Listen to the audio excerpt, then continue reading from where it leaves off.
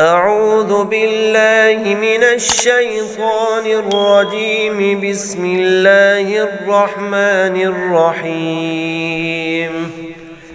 يا أيها الذين آمنوا كونوا قوامين بالقسط شهداء لله ولو على أنفسكم أو الوالدين والأقربين إن يكن غنيا أو فقيرا فالله أولى بهما فلا تتبعوا الهوى أن تعدلوا وإن تلووا أو تعرضوا فإن الله كان بما تعملون خبيرا.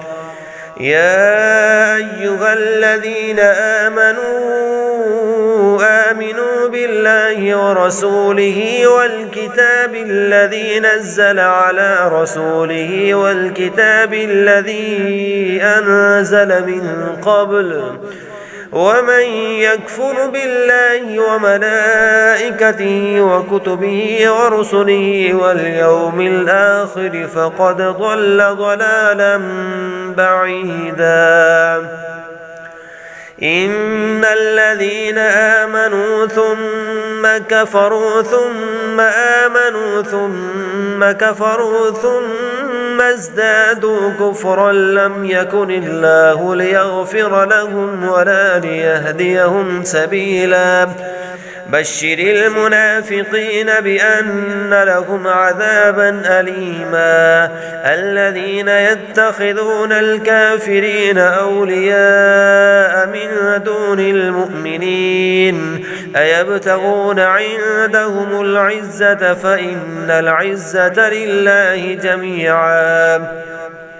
وقد نزل عليكم في الكتاب أن إذا سمعتم